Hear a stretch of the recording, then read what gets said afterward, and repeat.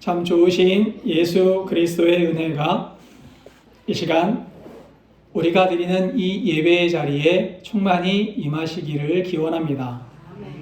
날마다 주님과 동행하는 기쁨을 누리시는 복길교회 교우님들 되시고 주님께서 허락하시는 평안을 충만히 누리며 살아가는 주님의 자녀들 다 되시기를 진심으로 기원합니다. 흔히 죄에 대한 이야기를 하면 사람들은 본능적으로 타인의 죄를 먼저 떠올립니다. 내가 죄인이라는 생각은 하지 못하는 겁니다. 그래서 타인을 먼저 생각하고 누구는 어떠한 죄를 지었다 또는 누구는 참 악한 마음을 가졌다라는 식으로 타인을 정죄하곤 합니다. 그러나 누가복음 18장 9절에서 14절을 보면 예수님께서 모든 사람이 다 죄인이라는 사실을 비유를 통해 말씀해 주시는 것을 읽을 수 있습니다. 누가복음 18장 9절에서 14절은 예수님께서 바리새인과 세리의 기도를 비유로 말씀해 주신 구절입니다. 두 사람이 성전에 올라갑니다. 한 사람은 바리새인이고 한 사람은 세리였습니다. 바리새인은 하나님께 자신의 의로움을 자랑하면서 기도합니다. 하나님, 나는 다른 사람들처럼 죄를 짓지 않았습니다. 하나님, 저는 일주일에 2번씩 금식하고 11조도 드리며 경건한 신앙생활을 하고 있습니다. 그러니 저는 의인입니다. 라는 식으로 기도를 하는 거예요. 반면에 세리는 하늘을 쳐다보지도 못하고 가슴을 치면서 기도합니다. 하나님, 나를 불쌍히 여겨 주십시오. 나는 죄인입니다. 나는 죄인입니다. 가슴을 치며 기도합니다. 바리새인의 기도에는 나는 저 사람보다 나은 사람이다. 나는 저 사람보다 경건한 사람이다. 라는 교만함이 묻어 있음을 알 수 있습니다. 반면 세리는 자신의 죄를 마음 아파하면서 회개하고 있습니다. 예수님은 이렇게 기도하는 두 사람을 보시며 하나님께서 바리새인이 아니라 회개하는 세리가 의롭다고 칭함을 받았다라며 선포하십니다. 예수님은 자기를 의롭다고 생각하고 다른 사람을 멸시하는 사람들에게 이 비유를 말씀하셨다고 성경은 기록하고 있습니다. 그러니까 예수님께서는 스스로를 의롭다고 생각하는 바리새인들을 향해서 당신들도 죄인입니다. 당신들도 세리와 똑같은 죄인입니다. 라고 선포하고 계신 거예요. 오히려 자신의 죄를 알고 하나님 앞에서 회개하던 세리야말로 죄의 용서를 받을 수 있었다고 말씀하시는 것을 들을 수 있습니다. 오늘 말씀에서도 이방인을 멸시하는 유대인들을 향해 사람은 누구나 죄인이면서 자신의 죄를 알고 회개하는 사람만이 구원받는다고 바울 사도가 이야기하는 것을 들을 수 있습니다. 말씀을 보겠습니다. 1절입니다. 그러므로 남을 판단하는 사람아, 누구를 막론하고 내가 핑계하지 못할 것은 남을 판단하는 것으로 내가 너를 정죄함이니 판단하는 네가 같은 일을 행함이니라. 남을 판단하는 사람은 유대인들을 가리킵니다. 로마서 1장을 보면 하반절에 바울 사도는 이방인들의 죄에 대해서 열거하고 있습니다. 이방인들은 하나님을 알지 못했고 하나님을 거부하였기 때문에 불경건과 불의에 넘어졌다라고 선포하고 있는 겁니다. 이 말을 만약 유대인들이 들었다면 아마도 바울의 말을 전적으로 지지했을 겁니다. 그리고 한술 더 떠서 이렇게 말했을지도 모릅니다. 이방인들은 죽어 마땅한 사람들입니다. 유대인들은, 우리는 하나님의 선택을 받은 하나님의 백성이지만 이방인들은 하나님으로부터 버림받은 사람들입니다. 그러니 저들은 죽어 마땅합니다 라고 이야기할지도 모릅니다. 판단이라고 번역된 헬라어는 크리노라고 합니다. 크리노는 기본적으로 나누고 구분하는 행동을 의미합니다. 죄가 있는 사람과 죄가 없는 사람을 나누는 거예요. 옳고 그름을 나누는 거예요. 이게 크리노입니다. 죄가 있는 사람을 구분해서 나누고 그 사람들에게 벌을 주는 것, 이것을 크리노라고 합니다.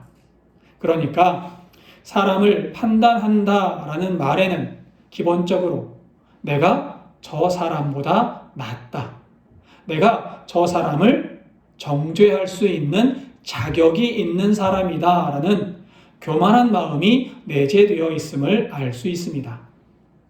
유대인들은 스스로를 높은 곳에서 이방인들을 죄인으로 구분하고 판단해서 정죄하는 재판관으로 스스로를 여기고 있었던 거예요.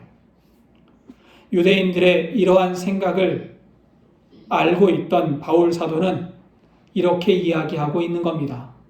유대인들도 이방인들과 똑같은 죄인입니다 라고 말입니다. 겉으로는 거룩해 보일지 몰라도 마음의 동기와 은밀한 행동은 이방인들과 다를 바가 없습니다 라고 말이지요. 그렇기에 바울은 판단하는 자도 결코 심판을 피할 수 없다고 경고하고 있습니다. 2절과 3절도 읽겠습니다. 이런 일을 행하는 자에게 하나님의 심판이 진리대로 되는 줄 우리가 아노라. 이런 일을 행하는 자를 판단하고도 같은 일을 행하는 사람아, 내가 하나님의 심판을 피할 줄로 생각하느냐. 2절과 3절에서 이런 일을 행하는 사람이라는 말은 1장에 기록된 죄를 행하는 사람을 말합니다. 다시 말씀을 드리면 죄를 지속적으로 행하는 사람, 죄인들을 가리켜요. 죄를 지은 사람은 분명 하나님의 심판을 받을 겁니다. 이 땅에서 죄인들은 하나님 나라에서 심판받을 것을 믿습니다. 그러나 죄를 짓는 사람이 나쁘다고 판단하고도 그 사람과 똑같이 행동하는 사람 역시 하나님 앞에서 똑같은 심판을 받는다는 사실을 사람들은 자주 잊어버리곤 합니다. 마지막 심판의 때, 심판주로 오시는 예수님 앞에 섰을 때 우리가 타인을 판단했던 그 말을 예수님께서 우리에게 들려주신다면 여러분들은 그 말에 당당할 수 있으시겠습니까? 그 말을 듣는 여러분들은 어떤 마음, 어떤 생각이 드시겠습니까? 미국의 기독교 철학자이자 복음주의 운동가였던 프란시스 쉐퍼 목사님은 우리에게는 보이지 않는 녹음기가 있습니다 라고 말합니다.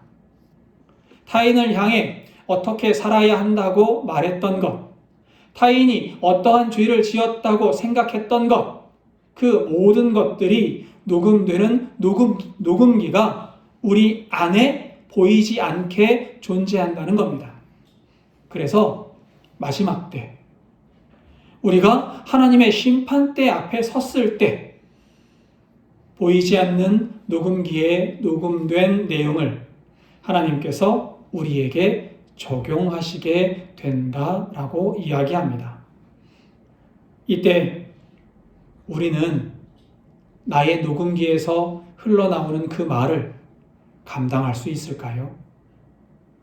바울은 마지막 심판의 때 하나님의 이 심판을 너희가 피할 수 있겠느냐라고 사람들에게 묻습니다. 여러분들의 생각은 어떻습니까? 우리가 타인을 정죄하는 일은 쉽습니다. 그러나 타인을 정죄하는 기준으로 나 역시 돌아보아야만 할 겁니다. 타인을 판단하는 기준으로 나를 돌아보면 나 역시 죄인이라는 사실을 깨달을 수밖에 없습니다. 4절입니다. 혹 내가 하나님의 인자하심이 너를 인도하여 회개하게 하심을 알지 못하여 그의 인자하심과 용납하심과 길이 참으심이 풍성함을 멸시하느냐. 남을 판단하는 데 열중하다 보면 사람들은 치명적인 실수를 범하게 됩니다. 그 실수가 뭐냐 하면 바로 내 죄를 보지 못하는 겁니다. 남의 티를 보느라 내 눈에 들보를 보지 못합니다. 그러니 회개할 기회를 놓치게 됩니다. 바울은 이것이 하나님의 풍성하신 인자하심을 멸시하는 행동이라고 지적하고 있는 겁니다.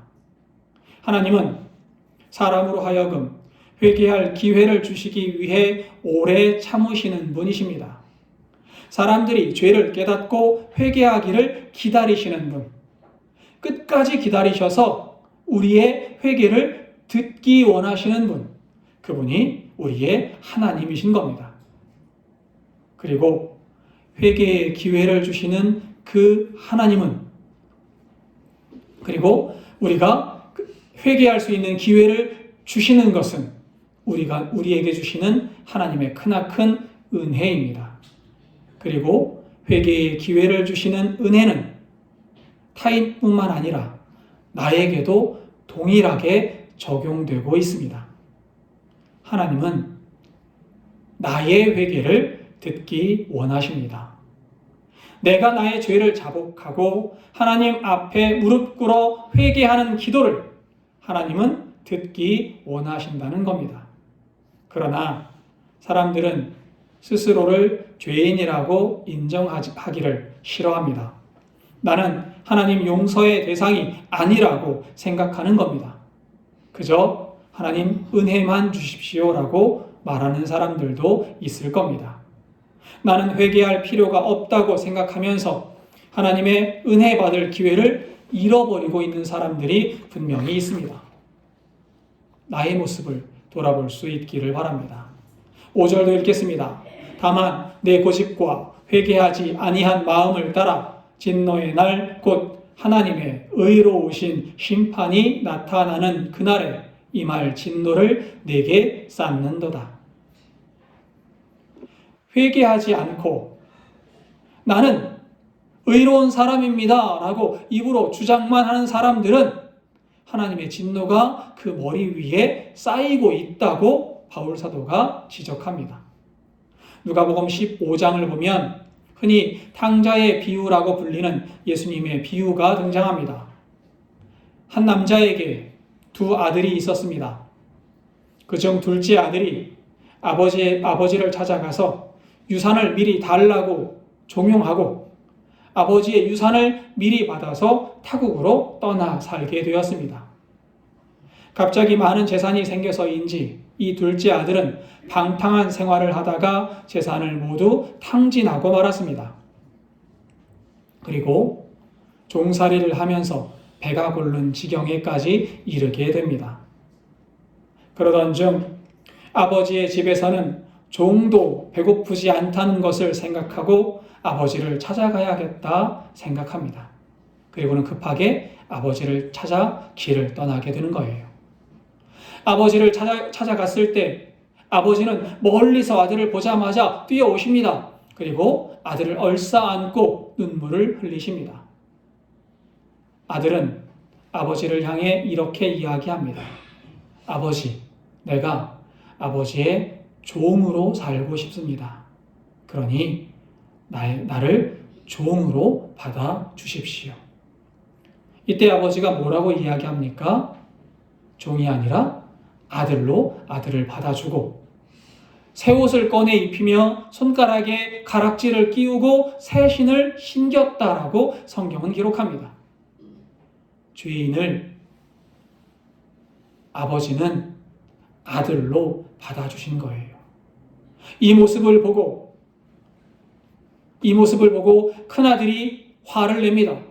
아버지, 나를 위해서는 친구들과 함께 먹을 수 있도록 염소 한 마리 잡아주지 않더니 저렇게 재산을 탕진한 아들에게는 송아지를 잡아 잔치를 베풀어 주십니까? 이때 아버지가 첫째 아들에게 이야기합니다. 이 아들은 죽었다가 살아났으니 내가 기뻐하는 것이 마땅하다라고 말합니다. 우리는 이 비유를 읽으면서 흔히 둘째 아들만을 죄인이라고 생각합니다. 그러나 예수님의 비유는 첫째 아들 역시 죄인이라는 사실을 말해주고 있습니다. 첫째 아들은 당시 하나님의 선택받은 민족이라고 주장했고 오늘날 먼저 믿었다고 이야기하는 사람들을 가리킵니다. 이 사람들은 하나님께서 사랑하는 이방인들, 하나님께서 사랑하는 사람들을 자신들은 외면하고 그들을 미워하는 죄를 저지르고 있다고 예수님은 지적하고 계신 거예요. 예수님은 이 아들, 첫째 아들 역시 하나님 앞에 회개해야 하는 죄인임을 알아야 한다고 말씀하시는 겁니다. 하나님은 스스로 하나님의 백성이다. 나는 깨끗하다고 주장하는 그 사람의 회개를 기다리고 계신 겁니다. 죄인이면서 죄인이라고 인정하지 못하고 타인만을 정죄하는 사람에게는 하나님의 진노가 쌓이고 있다고 바울 사도는 이야기합니다. 그리고 6절입니다. 하나님께서 각 사람에게 그 행한 대로 보응하시되 6절의 말씀은 바울 사도 자신의 말과 배치되는 것처럼 들립니다. 로마서 1장 17절에서 바울 사도는 오직 의인은 믿음으로 말미암아 산다라고 말을 합니다. 그러나 오늘 읽은 2장 6절은 그 행한 대로 보응하신다라고 이야기하니 두 말이 서로 모순되는 것처럼 들리는 겁니다. 그러나 이 말은 행동으로 구원에 이른다는 말이 아닙니다. 바울은 믿음의 결과가 행동으로 드러나게 된다라고 말하고 있는 거예요. 구원은 믿음으로 받습니다. 그러나 믿음은 행동으로 드러납니다. 믿음이 있는 자, 하나님께 참되게 속한 사람은 그 삶의 방향이 하나님을 향해 있어야 한다고 이야기하고 있는 거예요. 하나님을 향해 삶의 방향을 두고 있다는 사실을 어떻게 알 수 있습니까? 7절에서 바울은 삶의 지향점을 이야기합니다. 7절입니다. 참고 선을 행하여 영광과 존귀와 썩지 아니함을 구하는 자에게는 영생으로 하시고 선택받은 사람의 행동은 첫째, 참고 선을 행합니다. 둘째, 영광과 존귀와 썩지 아니할 것을 구합니다. 이렇게 행동하는 사람이야말로 진정 선택받은 사람이고 믿음의 사람이기 때문에 영원한 생명이 허락될 것이다 라고 말하는 겁니다. 편의상 바울이 믿음의 행동을 두 가지로 말했지만 이 두 가지의 행동은 하나로 요약할 수 있습니다. 삶의 모든 순간 하나님 나라를 바라보고 있는지를 묻고 있는 거예요. 하나님 나라를 바라보며 사는 사람은 이 땅의 욕심이 아닌 하나님 나라의 영광을 위해 살아갈 것이기 때문에 바울 사도는 당신은 하나님 나라를 바라보며 하나님 나라의 영원한 생명을 기대하며 살고 있습니까? 라고 묻고 있는 겁니다. 바울은 우리에게 하나님 나라를 바라보고 이 세상에서 누리는 잠깐의 욕망이 아닌 영원한 생명과 영원한 영광을 기대하며 살라고 이야기합니다. 여러분, 하나님 나라에는 이 땅이 줄 수 없는 영광이 있습니다. 또한 하나님 나라에서 누리게 될 그 영광은 영원한 영광입니다. 그러니 이 세상에서 누리는 덧없는 짧은 욕망에 마음을 빼앗기지 말아야 합니다. 하나님 나라에서 누리게 될 영원한 은혜를 바라보며 하루하루를 살아야 한다고 바울 사도가 우리에게 이야기하고 있는 거예요. 그리고 하나님 나라를 기대하고 하나님을 바라보며 예수님의 뒤를 따르는 그 사람에게 하나님은 영원한 생명과 은혜와 복을 허락하신다 라고 말하고 있는 겁니다. 하나님 나라의 영광을 바라보는 사람은 땅의 욕망, 세상의 가치관이 아닌 하나님 나라의 가치관, 하나님의 말씀을 따라 살아가려 힘쓸 겁니다. 그 모습이 삶의 행동으로 드러나겠지요. 이것이 행동으로 하나님께서 행동을 보응하신다라는 의미입니다. 그러나 반대의 경우도 있어요. 8절입니다. 오직 당을 지어 진리를 따르지 아니하고 불의를 따르는 자에게는 진노와 분노로 하시리라. 당을 짓다라고 번역된 에리테리아라는 말은 정확하게 그 뜻이 무엇인지 신학자들이 지금도 논쟁 중에 있습니다. 왜냐하면 성경에서 이 단어가 별로 사용된 적이 없어요.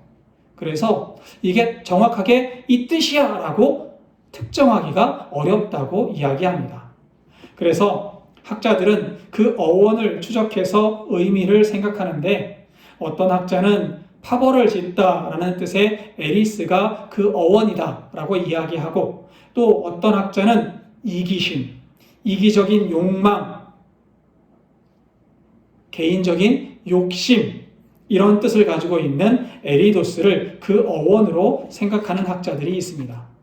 저는 앞뒤의 문맥을 생각해서 에리테리아라는 말을 해석할 때 두 번째의 이기심으로 해석하는 것이 더 뜻이 분명하다고 생각합니다. 그래서 의미를 살려 해석하면 이렇습니다. 당을 짓는다라는 말은 사사로운 욕심을 채우기 위해 라는 뜻이 되는 거예요. 사사로운 욕심을 채우기 위해 진리를 따르지 않고 불의를 따르는 사람들, 그 사람들에게는 하나님의 진노가 임하게 될 겁니다. 진정한 믿음의 사람은 하나님 나라를 바라보며 하나님 나라를 기대하고 살아갑니다. 그래서 하나님을 찾고 말씀을 듣고 순종하며 삽니다. 그러나 하나님 나라를 기대하지 않고 이 땅을 바라보며 사는 사람들은 자신의 욕심을 먼저 생각하고 개인의 욕망을 채우려고 힘쓸 겁니다. 이렇게 세상을 먼저 바라보고 사사로운 세상의 욕심을 채우려는 사람에게 하나님의 진노와 분노가 있다고 바울 사도는 말하고 있습니다. 이 하나님의 진노와 분노가 이방인에게만 임합니까? 그렇지 않습니다. 유대인이 삶의 지향을 하나님께 두지 않으면 믿는다고 말하는 사람들이 삶의 방향을 세상에 두고 살아가면 하나님의 진노가 그 사람에게 임한다고 말할 수 있습니다. 9절과 10절입니다. 악을 행하는 각 사람의 영에는 환난과 곤고가 있으리니 먼저는 유대인에게요 그리고 헬라인에게며 선을 행하는 각 사람에게는 영광과 존귀와 평강이 있으리니 먼저는 유대인에게요 헬라인에게라. 하나님의 진노와 분노는 유대인에게 먼저 임하게 됩니다. 그리고 다음으로 헬라인, 즉 이방인에게도 임한다고 바울 사도는 말합니다. 유대인들은 스스로를 하나님의 선택받은 민족이라고 생각하는 사람들입니다. 그러나 그들은 하나님 나라를 바라보지 않았고 하나님의 영원한 영광을 생각하지 않았습니다. 하나님의 뜻에 순종하지 않았고 개인의 욕심을 채우기에 급급했습니다. 하나님 나라를 바라보지 않고 영원한 하나님 나라의 영광을 구하지도 않는 유대인들에게 바울 사도는 심판이 임한다고 분명히 선포합니다. 반면 하나님 나라를 바라보고 하나님의 말씀을 따르려 힘쓰는 사람들에게는 그 사람들이 이방인이라 할지라도 영광과 평강이 그 사람 위에 임하게 될 겁니다. 그것도 영원한 영광, 영원한 존귀, 영원한 평강이 함께하게 된다는 겁니다. 이 영광은 유대인과 이방인을 가리지 않습니다. 누구든지 믿기만 하면, 하나님 나라를 바라보며 하나님의 뜻을 따르기만 하면 하나님의 영광을 받게 될 겁니다. 11절입니다. 이는 하나님께서 외모로 사람을 취하지 아니하심이라. 누구든지 예수 그리스도를 구주로 믿기만 하면, 믿고 예수님의 뒤를 따르기만 하면 이 모든 영광이 여러분 위에 임하게 될 줄 믿습니다. 교우 여러분, 이제는 우리의 삶을 돌아보시기 바랍니다. 예수님은 우리를 죄에서 건지시고 생명의 길로 인도하십니다. 그러니 우리는 예수님의 이끄심대로 따라야만 합니다. 예수님의 인도하심을 따르는 첫걸음은 내가 죄인임을 인정하는 겁니다. 진정으로 내가 죄인임을 인정하고 진정한 마음으로 예수님을 나의 구주로 모시면 먼저 회개의 자리에 나아가시고 하나님께 나의 모든 삶을 의탁드려야만 합니다. 그리하면 나의 삶이 변화됩니다. 우리의 삶의 지향점이 바뀌기 때문입니다. 지금까지 세상의 욕망과 욕심을 보던 눈이 하나님 나라의 영광을 바라보고 하나님 나라의 생명을 바라보게 될 겁니다. 복길의 가족 여러분, 오늘 이 순간 내가 죄인임을 통회하면서 나를 생명으로 이끄시는 주님께 나의 마음과 삶을 의탁하시기 바랍니다. 나의 삶을 주님께 맡겨드림으로 세상을 향한 나의 시선을 거두시고 하나님 나라의 영원한 영광을 바라보게 하시는 주님의 은혜를 느끼시기를 기원합니다. 설교를 마치기 전 잠시 눈을 감아 보시기 바랍니다.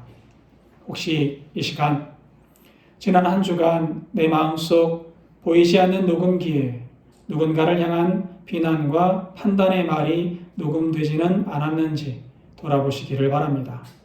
그 기준이 나를 향하고 있을 때 나는 과연 떳떳할 수 있습니까? 이 시간 판단의 자리에서 내려와 십자가 앞으로 나아가시기를 기원합니다. 잠시 묵상으로 기도하시기 바랍니다.